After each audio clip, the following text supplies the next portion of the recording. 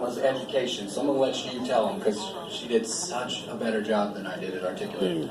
Thank you, Jay. Appreciate y'all.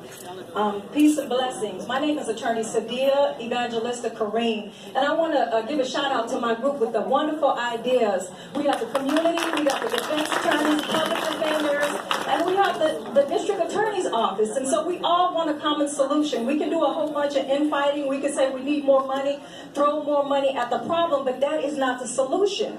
Because it's really the human being that helps with the solution. And so we talked about education.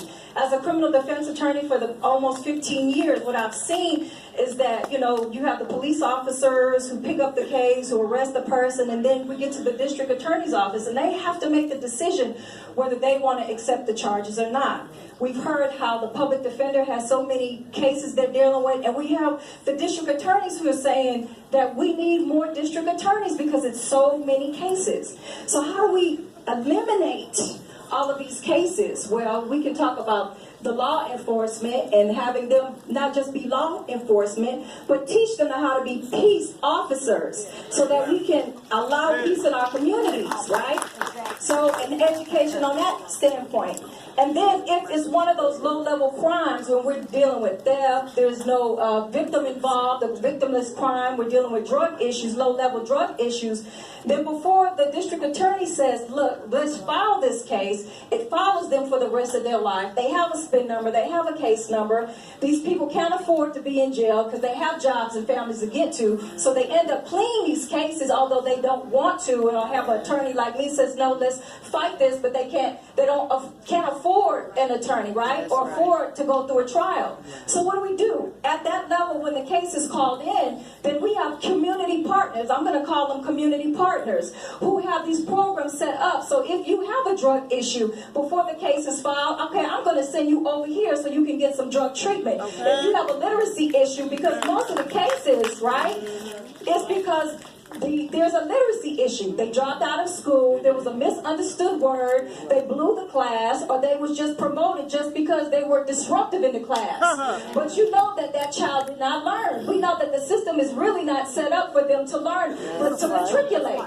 So we gotta go back to that. And so instead of penalizing them and making them into criminals and making them lose their dignity, what do?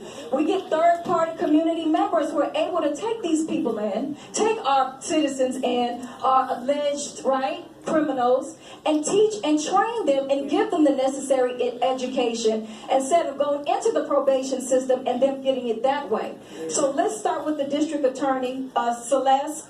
Let's start there, and let's make the decision for us as community members to create programs so that we don't make criminals. All right, can we do that? Amen.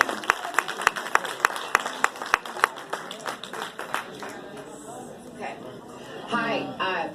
I feel like she just stole a little bit of my thunder. So we're here talking about reentry.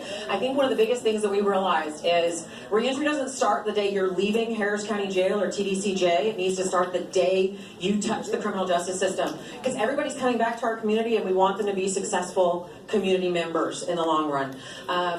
The key partners in that are really everyone. We need the DAs to understand, we need probation, we need the judges, we need the criminal justice system to understand, and then we need the private partners, employers who understand what criminal records are or aren't, and make opportunities for people so that they can actually get back to stable employment.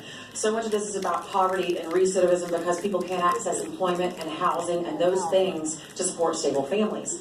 So, what am I missing, guys? Let's see. Examples of programs that worked really well. Another big thing is clean slate. Being able to clear criminal records off of your back so that you can actually, pay your debt to society, but then move forward. Once you've paid that debt, it needs to be gone so you can access employment, get back to a stable environment.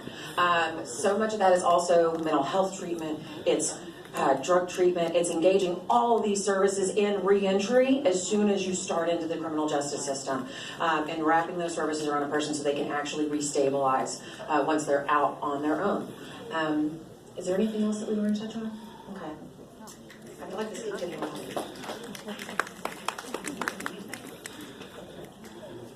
Yeah, we can cover it.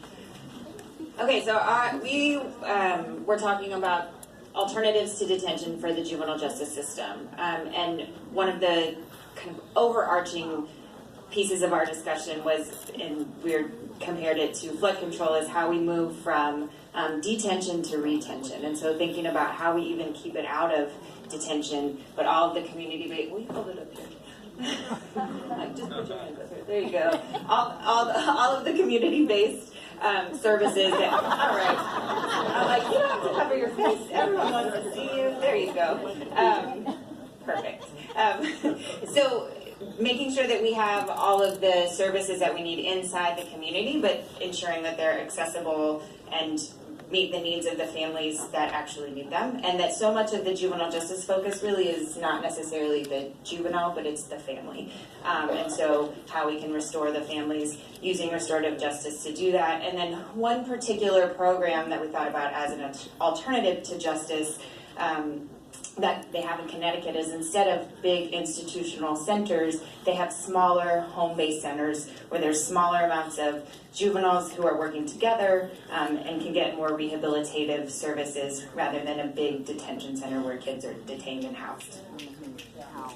Thank you.